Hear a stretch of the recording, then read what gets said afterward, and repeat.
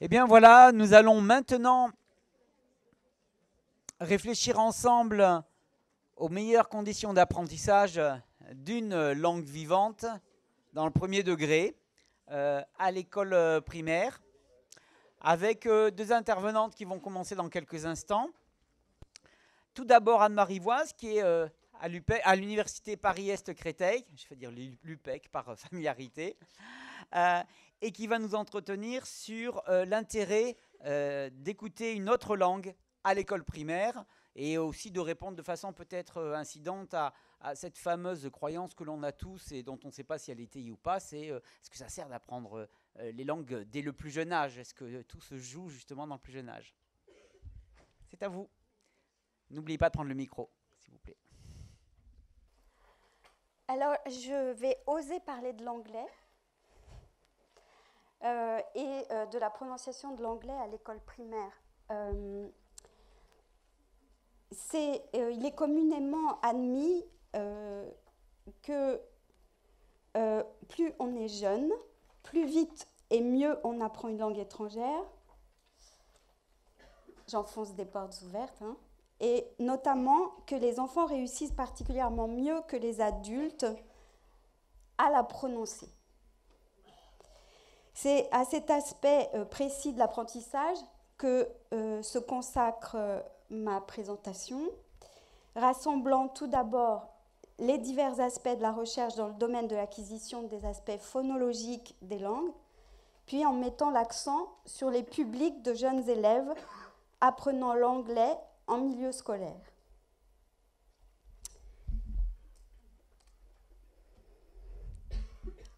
D'abord, avant l'école, vous devez tous savoir que dans le contexte familial et dans des conditions sociales ordinaires, l'enfant fixe son répertoire phonologique de manière progressive. Les avancées en neurosciences et en psycholinguistique ont montré que l'enfant perçoit une langue dès le stade intra-utérin, d'abord par ses intonations, et bien avant donc d'en identifier les phonèmes. Et pour ça, c'est très très important pour la suite. Il est très tôt sensibilisé à la prosodie de la langue de sa mère in utero. Le bébé va progressivement calibrer son scanner auditif à la façon dont les particularités sonores sont réalisées dans sa langue maternelle. La sensibilité perceptuelle change pour se réduire à la perception nécessaire pour les phonèmes de sa langue. L'exposition à la langue maternelle s'intensifiant, le babillage de l'enfant est un entraînement moteur explicite, manifestant ses efforts pour produire les phonèmes de sa langue maternelle. Ces constats sont corroborés par les recherches en psycholinguistique. La question est de savoir comment ces phonèmes sont catégorisés. Kuhl, en 2004, émet l'hypothèse que les bébés analysent statistiquement la distribution des sons qu'ils entendent dans leur environnement et qu'ils tentent de les reproduire jusqu'à obtenir une réalisation acoustique décodable par leur entourage. Déjà, dès les années 50, les neurologues ont démontré que les enfants possèdent des capacités d'acquisition des accents, et ce, quelle que soit leur capacité cognitive. Il semble y avoir que peu de rapports, s'il en existe un, entre la capacité intellectuelle générale d'un enfant à imiter un accent et la capacité intellectuelle et l'habilité d'un enfant à imiter un accent. La prononciation étant essentiellement un processus imitatif. Et cette capacité d'imitation serait maximale entre 4 ans et 8 ans. Elle décroît ensuite régulièrement au cours de l'enfance. La notion d'âge optimum a été confirmée à plusieurs reprises, mais dès la fin des années 60, il y aurait un âge critique pour l'acquisition des langues, mais toujours, je me situe dans le domaine phonologique, hein, pas sémantique, pas grammatical, pas morphosyntaxique, vraiment sur le plan phonologique. il y aurait un âge critique, donc, lié à une perte d'adaptabilité, à une incapacité du cerveau à se réorganiser. Cette notion de période sensible concernant la prononciation est confirmée ensuite dès les années donc 50, 60, 70, 80 et même aujourd'hui. Et on a pu observer la facilité apparente de jeunes enfants à assimiler une prononciation authentique, mais une difficulté générale à la fois passer la barrière magique des 10-12 ans.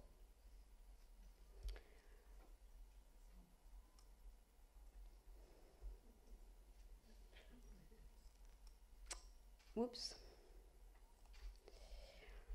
Cette capacité d'imitation en classe de langue, cette fois, et donc je vais me positionner en tant que didacticienne des langues, et je mène des recherches depuis une vingtaine d'années sur l'apprentissage des langues en milieu scolaire, et je pratique des recherches de terrain. Donc j'ai axé mon discours sur peut-être des pistes pédagogiques inhérentes à l'enseignement des langues en milieu scolaire. Cette capacité d'imitation est confirmée par les recherches de terrain, et celles-ci mettent en exergue la facilité des élèves les plus jeunes, de maternelle, de CP, de CE1, à la reproduction spontanée des rythmes, le plaisir éprouvé à jouer avec ces derniers, ainsi qu'avec les sonorités, aspect couplé aux capacités de conscientisation de l'accent de mots en anglais. Mais c'est la même chose avec d'autres langues, hein, on a pu tester avec d'autres langues. Il y a cette envie d'habiter les caractéristiques phonologiques des langues qu'ils découvrent dès la maternelle. Cohen, Petit, Agege, donc les linguistes font également le constat d'une importante plasticité auditive et phonatoire à cet âge. On remarque en outre une propension des jeunes enfants à reproduire des modèles, et Agege dit qu'il existe chez l'enfant une pulsion d'imitation qui joue un rôle considérable dans l'apprentissage des langues vivantes.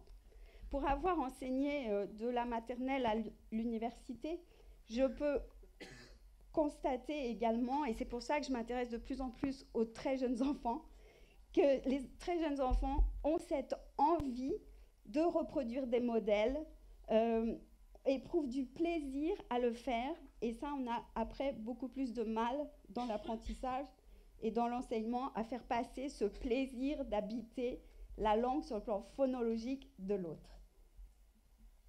Au fur et à mesure de l'acquisition par l'enfant de sa langue maternelle, ses capacités à percevoir les sons vont diminuer. Les points de repère phonologiques qui en constituent l'ossature vont rapidement se fixer et par là réduire l'empan de l'univers phonologique aisément perceptible à celui de la langue maternelle. Ce phénomène de crible phonologique, c'est-à-dire ce sas qu'installe la langue maternelle et qui explique pour une grande part la relative difficulté au-delà de l'âge de 10-12 ans à imiter et reproduire les caractéristiques phonologiques d'une langue étrangère, ont été la notion, le concept de crible phonologique a été inventé dans les années 90 par le linguiste Trubetskoy. Le phonéticien Guberina utilise la notion d'âge heureux pour définir la période allant jusqu'aux 6 ans de l'enfant environ, période pendant laquelle il aurait le plus de facilité à acquérir une langue seconde. La capacité de perception des schémas intonatifs propres à une langue étrangère donnée s'observe globalement jusqu'à cet âge. Les expérimentations réalisées par Johnson et Newport confirment la qualité des performances d'apprentissage avant 7 ans. Jusqu'à cet âge, l'enfant se montre encore habile à restituer la prosodie de la langue. Pendant l'âge critique, entre 7 et 9 ans, la perception de l'enfant est bouleversé par le passage à un traitement plus analytique de la langue. Ses capacités d'apprentissage s'en trouvent profondément modifiées. Ces nouvelles stratégies nécessitent attention et contrôle. On a montré cependant que même si les enfants de cette tranche d'âge s'avèrent moins sensibles aux différences phonologiques entre langue maternelle et langue étrangère, leurs capacités de discrimination peuvent cependant être facilement réactivées grâce à un entraînement auditif. Sur le plan phonologique, l'âge de 9 ans n'est pas encore rédhibitoire pour débuter l'apprentissage, mais il s'agit d'un âge charnière au-delà duquel apparaît une période des plus grandes difficultés. C'est aux environs de l'âge de 10 ans que l'enfant va perdre une grande partie de sa capacité perceptive. On peut alors parler de seuil fatidique. Le crible phonologique est presque totalement figé et provoque de facto une relative insensibilité aux oppositions phonémiques entre langue maternelle et langue étrangère.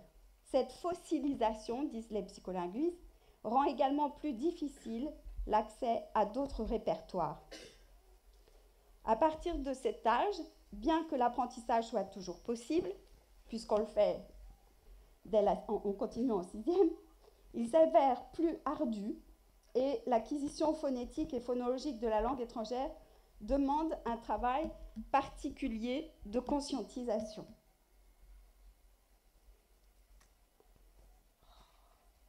Je ne comprends pas, il me manque une slide, mais... Bon.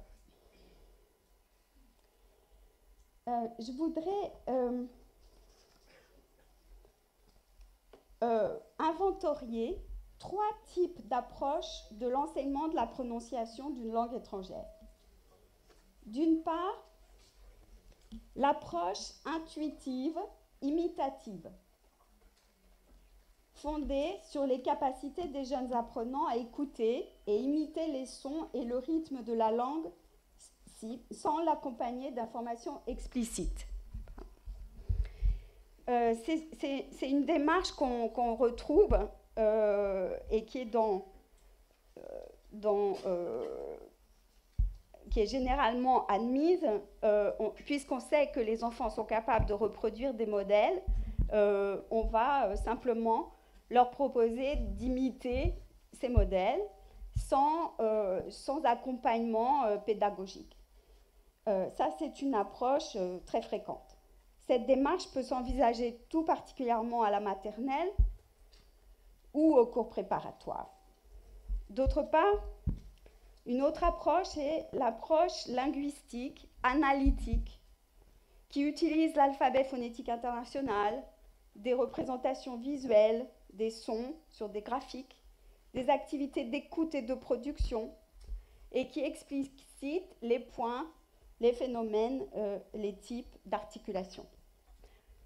Enfin, l'approche intégrative qui privilégie l'entraînement au rythme, à l'intonation et à l'accentuation, plutôt que le travail sur les éléments segmentaux, c'est-à-dire les phonèmes. Les activités de prononciation sont, dans cette approche, étroitement associées à celles de communication. Cette approche qu'on appelle intégrative semble cependant reléguée au second plan, et surtout dans l'enseignement de l'anglais, et même au collège et au lycée.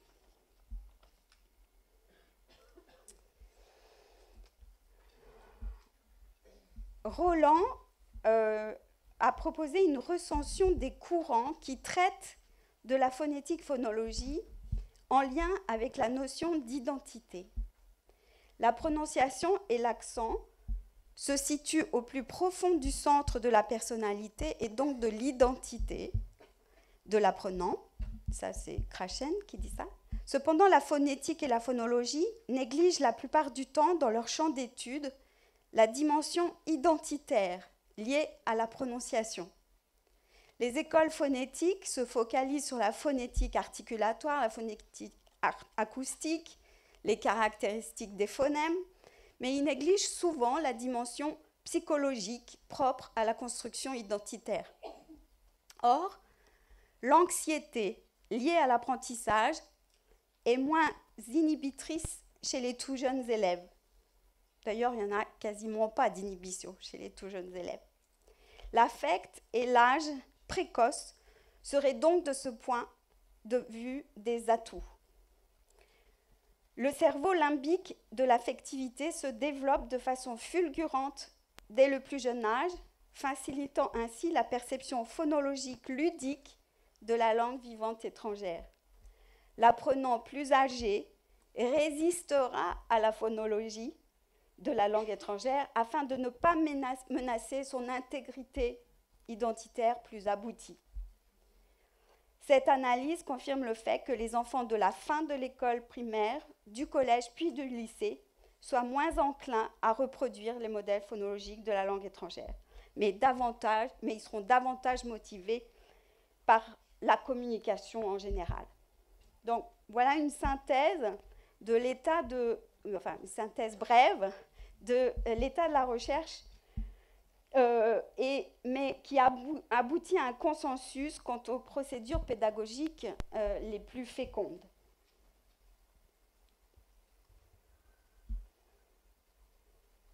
Ma première proposition ou recommandation serait la musique de la langue anglaise avant l'enseignement des sons. Non. Si. Bon, alors je vais aller très vite. Oui.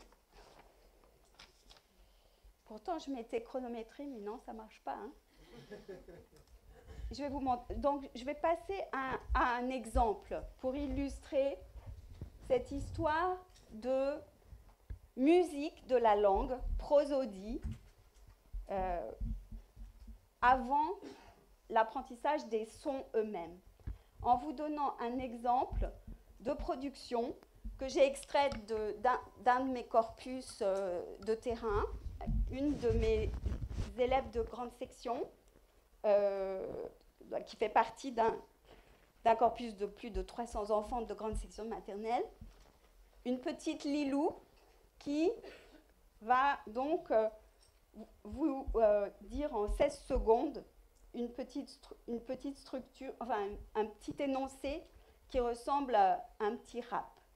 Et c'est elle qui va, je ne peux pas vous montrer l'image pour la protéger, elle va taper le rythme sur la table sans qu'on lui demande. Et voilà ce que ça donne.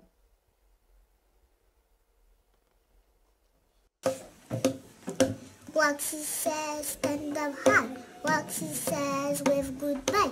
Roxy says, time to tweet. Now touch your knee. I didn't say Roxy says. Cet enfant a complètement compris. Elle est française, dans un milieu plutôt défavorisé en Bourgogne. Elle est capable de reproduire la courbe intonative, l'intonation. Si vous écoutez de près, sur le plan des phonèmes, tout n'est pas en place. Mais elle a 5 ans. Et dans la langue française, tout n'est pas en place non plus. Donc là, c'est pour démontrer l'importance de travailler sur la musique de la langue avant de travailler sur l'opposition, par exemple, et i, ou n'importe quel autre paire minimale de son. Alors, il faut que j'aille plus vite que ça. Donc, ma deuxième proposition serait de proposer une approche comparative des systèmes phonologiques du français, de l'anglais, d'autres langues, et de contribuer à une perception accrue des points communs et des différences entre les langues pour peut-être compenser, même c'est sûr, le faible taux d'exposition à la langue. En fait, cette prise de conscience, on a parlé de métalinguistique plus tôt, la métaphonologie, c'est aussi une possibilité, faire réfléchir les enfants sur les phénomènes segmentaux et suprasegmentaux de la langue. Ils en sont friands. Et on peut faire des choses magnifiques dès la maternelle.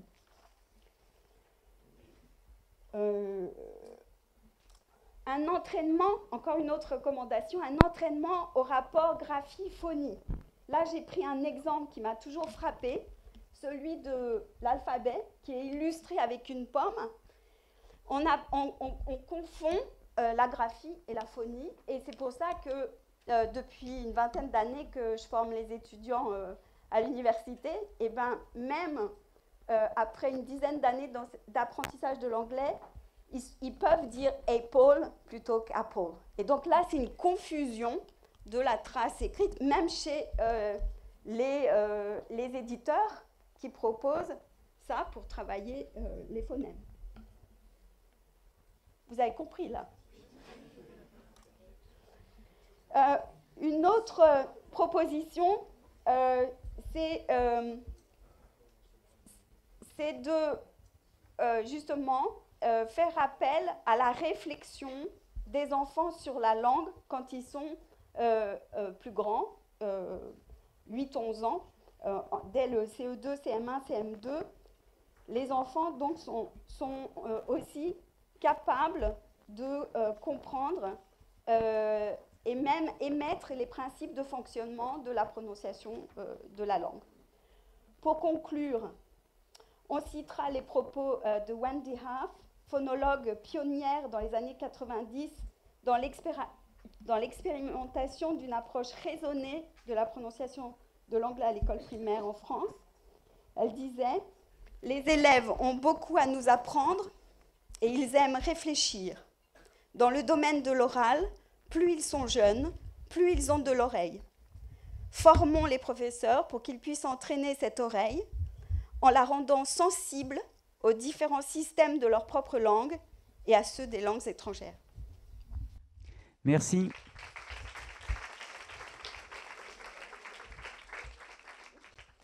Alors, je vais donner le micro au jury pour qu'il pose une question.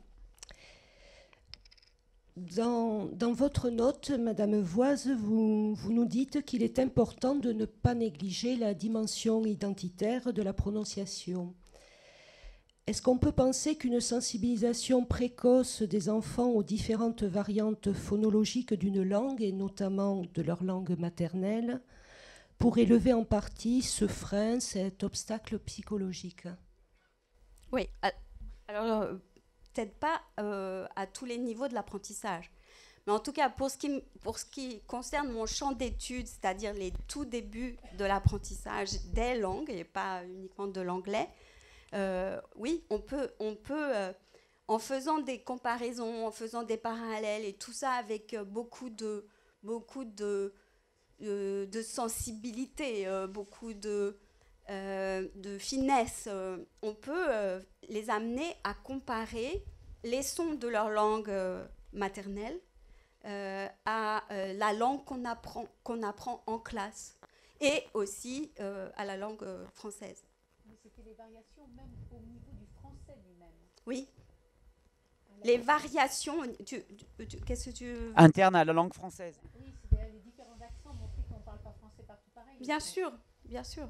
Mais ça, ils adorent ça. Ils adorent jouer avec le langage et les langues. C'est ça l'intérêt de l'école primaire, c'est ça. Il ne faut pas trop le dire aux collègues de collège et lycée, parce qu'ils vont tous vouloir être profs des écoles. Il y a chez les enfants cette envie de parler des langues, de jouer avec ce matériau qui donne du plaisir dans la bouche, dans les cordes vocales. Et donc, on peut faire de la phonologie même à haut niveau avec eux. Et donc, comparer un H expiré en anglais et en arabe, par exemple, ça peut être un très bel outil pour les amener à valoriser aussi les langues qu'ils parlent à la maison.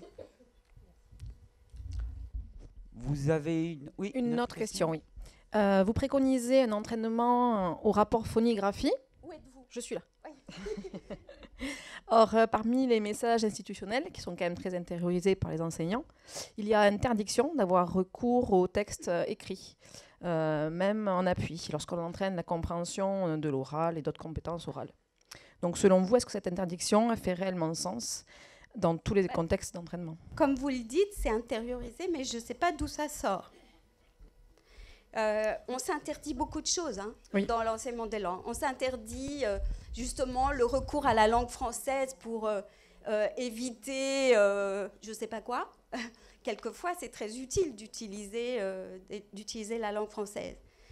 L'écrit est nécessaire à partir du moment, évidemment, où on a abordé la langue orale. L'écrit est nécessaire et les enfants la demandent. Parce qu'on est dans une institution où l'écrit a un statut. L'écrit est important. L'écrit, c'est la norme, c'est la règle. Et souvent, les enfants d'élémentaire, quand ils apprennent l'anglais et qu'ils ne voient jamais de trace écrite, eh ben, ils se l'inventent, la trace écrite. Et j'ai un exemple en tête, celui d'enfants qui ont du mal à mémoriser et donc qui, comme les adultes, passent par la trace écrite pour mémoriser. Et je me souviens d'une trace où un enfant en catimini, alors que l'enseignant lui interdisait d'écrire, écrit « I'm happy », mais A-I-E-A-P-I. Voilà. Et du coup, à partir de quel âge on peut commencer à l'introduire? Alors, si on suit cette propension des enfants à apprécier et à travailler sur les paramètres de la langue orale, on peut, et d'ailleurs les textes officiels ne nous l'interdisent pas, commencer dès la fin du CE2. Et une autre question, je garde le micro. Vous préconisez une approche raisonnée de la prononciation de l'anglais dès l'école primaire. À quelles conditions et selon quelles modalités est-ce que ça pourrait être mis en place? Là, il faudrait plus qu'une minute, oui. Une approche raisonnée, on est très nombreux à faire cette proposition de faire réfléchir les enfants sur les invariants de la prononciation. Mais ça, bon, il y a quand même des gens qui écrivent des choses. Je vous conseille, mais je vous l'écrirai, je vous conseille aussi d'écouter les interventions de l'association des linguistes oralistes de l'enseignement supérieur secondaire et primaire, l'ALOS, qui tous les 2 ans s'efforce de faire des journées pédagogiques sur l'enseignement de la prononciation de la maternelle à l'université. Là, il y a beaucoup de pistes. Il y a aussi la revue Langue moderne de la PLV qui a sorti au moins deux numéros sur la compétence phonologique. Et puis, il y a quelques outils, quelques guides pédagogiques, mais je vous laisserai des traces bibliographiques. Je vous remercie. Il y avait peut-être une troisième. Question assez rapide. Vous avez rappelé l'intérêt de travailler la musique de la langue avant l'apprentissage des sons eux-mêmes. Pourriez-vous nous donner quelques exemples d'activités qui combinent à la fois le travail de ces 2 aspects? Est-ce que vous avez des ressources utiles ou des idées à nous proposer, s'il vous plaît? Oui, en primaire, toujours. Le travail... Le micro, bien en face. Le travail sur le rythme de la langue, la petite Lola, c'est pour ça que je l'ai choisi, Lilou, pardon, c'est pour ça que je vous l'ai proposé. Elle a compris l'importance de ce battement rythmique, d'une part à des fins de mémorisation, mais aussi pour reproduire le bon rythme, l'alternance de ces temps forts et de ces temps faibles. Avec des petites comptines comme Humpty Dumpty sat on the wall, on peut faire ça.